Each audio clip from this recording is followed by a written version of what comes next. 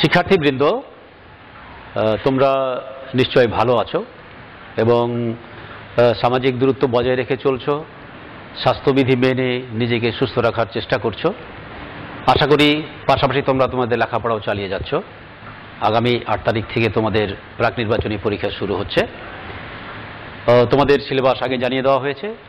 আজকের ক্লাসটি তোমাদের এই প্রাক নির্বাচনী পরীক্ষার সিলেবাসের অন্তর্ভুক্ত হবে না, এটা তোমরা ইতিমধ্যে জেনেছো। আজকে আমি পঞ্চম অধ্যায়, দ্বিতীয় পত্রের পঞ্চম অধ্যায় পাকিস্তান আমলের প্রথম ক্লাসটি নিব। তো শিক্ষার্থীবৃন্দ, আমরা মূল ক্লাসে চলে যাই। তোমরা স্লাইডের দিকে লক্ষ্য করো। আমি তোমাদের আজকের ক্লাসে সবাইকে স্বাগতম জানাই। আজকে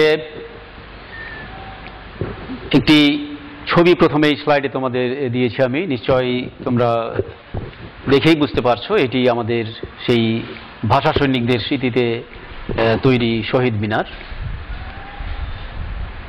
1947 সালে পাকিস্তান এবং ভারত নামে যে দুটি স্বাধীন রাষ্ট্রের জন্ম হলো ব্রিটিশ ভারতে। তো সেই পাকিস্তানের একটি অংশ হিসেবে পুরো পাকিস্তান নাম নিয়ে আমাদের বর্তমান বাংলাদেশ তখন পাকিস্তান রাষ্ট্রের সাথে অন্তর্ভুক্ত হলো। আমি গত ক্লাসেই বলেছি যে 1500 মাইল ব্যবধান ছিল দুটি ভূখণ্ডের মধ্যে। তো এই যে পাকিস্তানের যে জন্ম হলো বা সেখানে পুরো পাকিস্তান হিসেবে আমরা থাকলাম, সেই ঘটনাটাই কিন্তু আমাদের, যদি আমরা গভীরভাবে পর্যালোচনা করে দেখব যে আসলে এটি আমাদের এক সময় তাদের কাছ থেকে বিচ্ছিন্ন হয়ে স্বাধীন একটি দেশে আমরা যে চলে আসবো বা বসবাস করার সুযোগ পাবো, সেটি সেখানেই আমরা মনে হয় যে একটি সম্ভাবনা দেখতে পাচ্ছিলাম। তো যাই হোক, বাংলাদেশের ইতিহাসে, রাজনৈতিক ইতিহাসে ভাষা আন্দোলন একটি অনন্য ঐতিহাসিক ঘটনা। এই আন্দোলন বাংলার মানুষকে বাঙালি জাতীয়তাবাদী চেতনা ও স্বাধিকার দাবির মন্ত্রে উজ্জীবিত করেছিল। ভাষা আন্দোলন প্রথম আন্দোলন, কিন্তু এরপরে যতগুলো আন্দোলন আমরা দেখব তার মধ্যে দেখব যে ভাষা আন্দোলনের অনুপ্রেরণারাই মূল ভূমিকা পালন করেছিল। এই ভাষা আন্দোলন 1548 থেকে ভাষা আন্দোলন 1948 থেকে 1952 খ্রিস্টাব্দ পর্যন্ত চলেছিল, অর্থাৎ 52 সালের চূড়ান্ত লোপ। আমি এটা তোমাদের দুঃখিত এবং সংশোধনী দিচ্ছি যে ভাষা আন্দোলন 1948 থেকে 1952। তো ভাষা আন্দোলন বাংলার ইতিহাসে গুরুত্বপূর্ণ ঘটনা। 1947 সালেই অধ্যাপক আবুল কাসেমের নেতৃত্বে ভাষার দাবিতে একটি তমদ্দুন মজলিস গঠিত হয়েছিল। এই ভাষার দাবিতেই একটি পুস্তিকা, 3 জন লেখকের একটি পুস্তিকা, যার মধ্যে অধ্যাপক আবুল কাসেমও ছিলেন। পুস্তিকার নাম ছিল পাকিস্তানের রাষ্ট্রভাষা বাংলা না উর্দু। এটিও আমরা দেখতে পাই যে 1947 সালেই লেখা হলো, কারণ 47 সালেই কিন্তু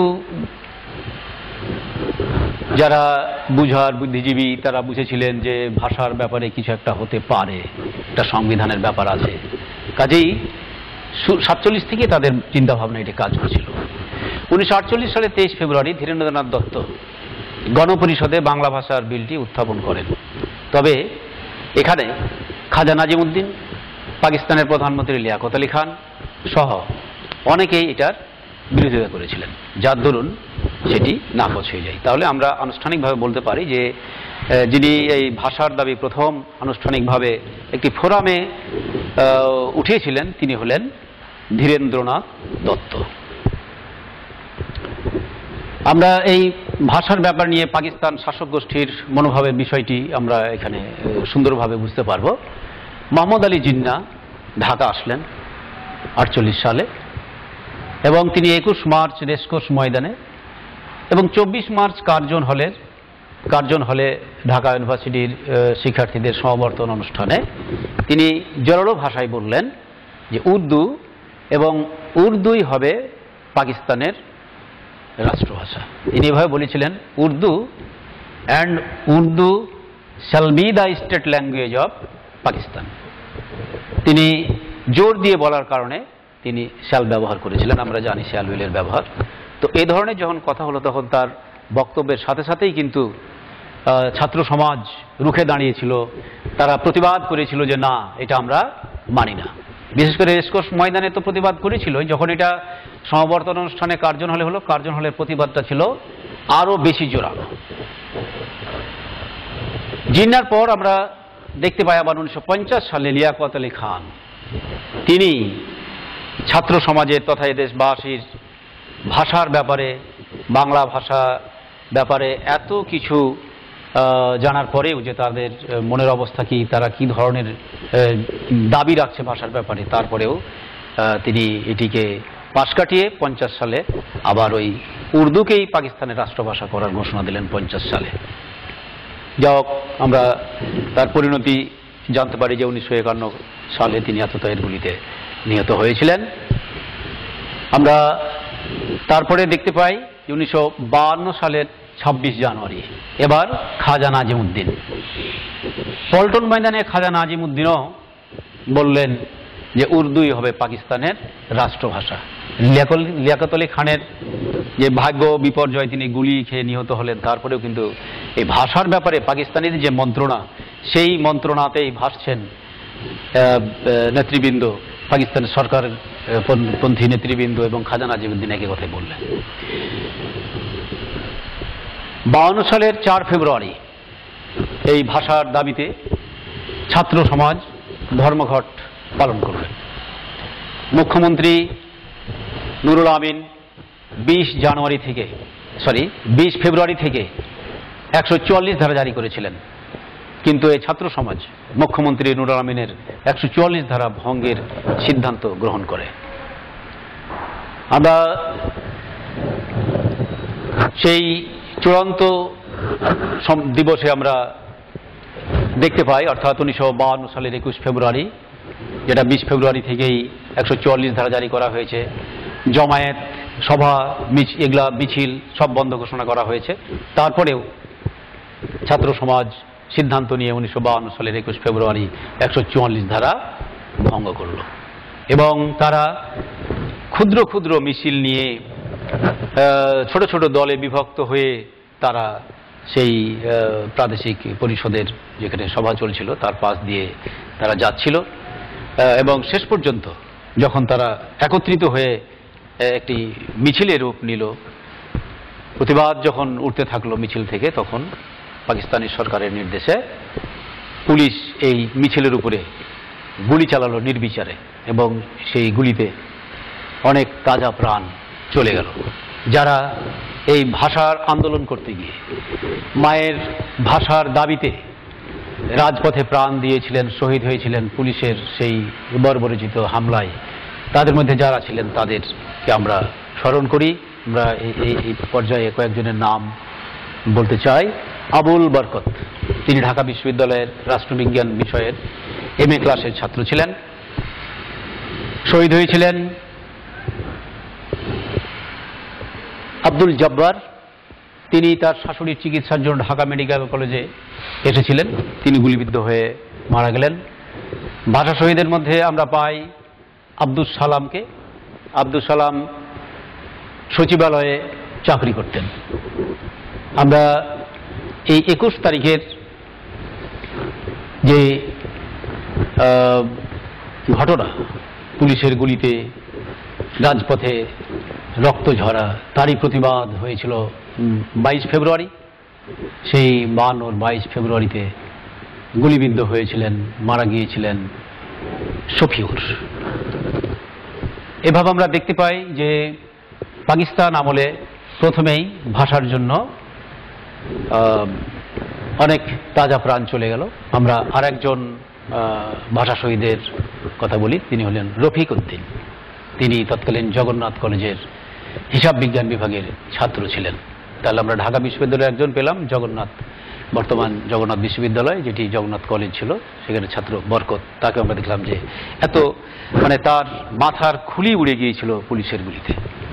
তো ভাষা শহীদদের প্রতি আমাদের সশ্রদ্ধ সালাম, তাদের জন্যই আমরা শেষ পর্যন্ত আমাদের এই স্বাধীন সার্বভৌম বাংলাদেশ পেয়েছি।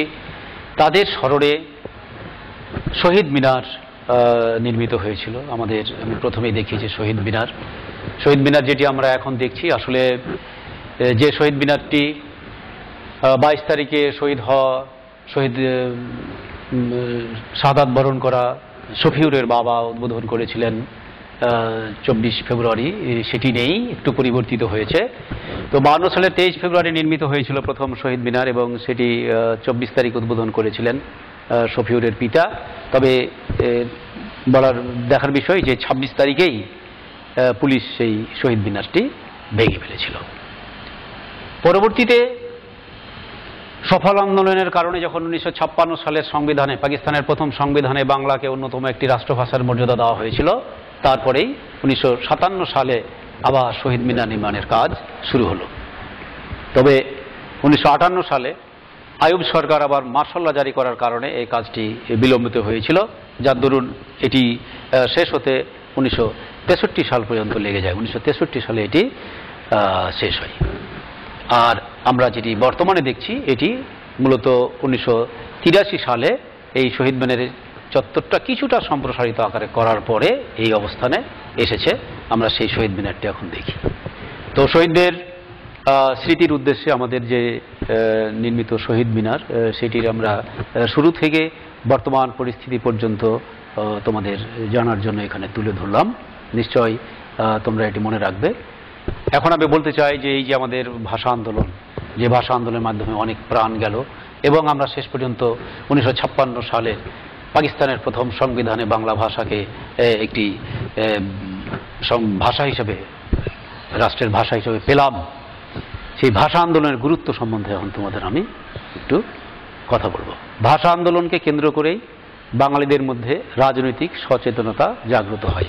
আমি আবারও চর্বিত চর্বণ করতে চাই যে বাংলার ইতিহাসে যতগুলো আন্দোলন সংগঠিত হয়েছে 52 সালের ভাষার পর, সেই 54 সালের যুক্তফ্রন্ট নির্বাচন, সেই 62-র আন্দোলন, 66-র আন্দোলন 6 দফা ভিত্তিক, 69-এর গণ অভ্যুত্থান, এমনকি আমাদের 71 সালের স্বাধীনতা যুদ্ধ, সব কিছুর পিছনেই কিন্তু আমরা দেখতে পাই যে ভাষা আন্দোলন একটি জোরালো ভূমিকা পালন করেছে।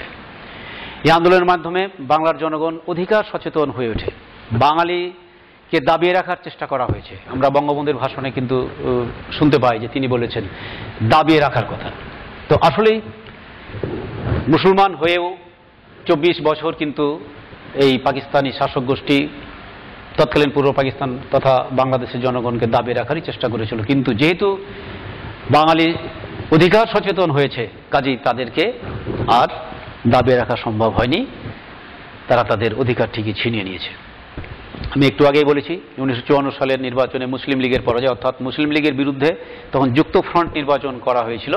এই যুক্ত ফ্রন্টের প্রার্থীরাই সবচেয়ে ভালো করেছিল। মুসলিম লীগ তখন বুঝলো যে তাদের চাহিদা পুরো পাকিস্তানের মুসলমানদের নিকট শেষ হয়ে গেছে।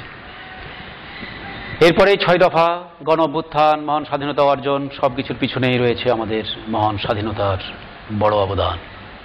এই ভাষা, শুধু বাঙালির যে মাতৃভাষা বাংলার জন্য যে আন্দোলন হয়েছিল, মাতৃভাষাকে এইভাবে শেষ করে দেওয়ার জন্য যে পাকিস্তান হানাদার বাহিনীর যে চক্রান্ত চলেছিল, সেটি কিন্তু আমরা বিশ্বকে বোঝাতে সক্ষম হয়েছি। এবং শেষ পর্যন্ত 1999 সালে এই 21 ফেব্রুয়ারিকে আন্তর্জাতিক মাতৃভাষা দিবস হিসাবে ইউনেস্কো সম্মান দিয়েছে, এবং সেই হিসেবে 2000 সাল থেকে বিশ্বের প্রতিটি দেশেই এই 21 ফেব্রুয়ারি মাতৃভাষা দিবস হিসেবে পালিত হয়ে থাকে। তো শিক্ষার্থীবৃন্দ, তোমরা আজকের আলোচনার মাধ্যমে তোমরা বুঝতে পারছো যে 1947 সালে ব্রিটিশ বিরোধী আন্দোলন করে যে বাংলাদেশ নাকি যে রাষ্ট্র মুসলমানদের জন্য একটি স্বাধীন রাষ্ট্র তৈরি হলো পাকিস্তান, সেই পাকিস্তানের একটি অংশ পূর্ব পাকিস্তান হিসেবে আমরা পড়ার পরে বা অন্তর্ভুক্ত হওয়ার পরে দেখলাম যে আসলে পাকিস্তানের শাসক গোষ্ঠী মোটেও বন্ধুসুলভ আচরণ করছে না পূর্ব পাকিস্তানি এই অংশের জন্য বা এই লোকজনের জন্য, যার ফলে এখানে অনেক আন্দোলন হয়েছে। ভাষা আন্দোলন দিয়েই আন্দোলনগুলো শুরু হয়েছিল, এবং ভাষা আন্দোলনের সূত্র ধরেই শেষ পর্যন্ত আমরা 1971 সালে একটি স্বাধীন সার্বভৌম রাষ্ট্র পেয়েছি। এবং এই রাষ্ট্র বিনির্মাণের পিছনে যার অবদান সবচেয়ে বেশি এবং যাকে স্মরণ করতে হয়, যিনি আমাদের তার কাজের জন্য জাতির পিতা হিসাবে সম্মানিত হয়েছেন, তিনি হলেন বঙ্গবন্ধু শেখ মুজিবুর রহমান। তো শিক্ষার্থীবৃন্দ, ভাষা আন্দোলন সম্বন্ধে তোমরা যা দেখলে সেটি ভালোভাবে মনে রাখার চেষ্টা করবে এবং তোমাদের পাঠ্য বইয়ের সাথে মিলিয়ে সেটি পড়ে আয়ত্ত করবে এবং তোমাদের কাজে লাগাবে। বাড়ির কাজ হিসেবে আমি তোমাদের জন্য একটি টপিক দেই, সেটি হলো ভাষা আন্দোলনের গুরুত্ব আলোচনা করো। এই ভাষা আন্দোলনের গুরুত্ব কী ছিল সেটি তোমরা বাড়ির কাজ হিসাবে শিখবে, লিখবে। আমরা প্রয়োজন যখন হবে তখন তোমাদের কাছ থেকে চেয়ে নিয়ে সেটি মূল্যায়ন করব। তো শিক্ষার্থীবৃন্দ, আজ এ পর্যন্তই। তোমাদের সবাইকে ধন্যবাদ জানিয়ে আমি আজকের আলোচনা এখানে শেষ করলাম। আল্লাহ হাফেজ।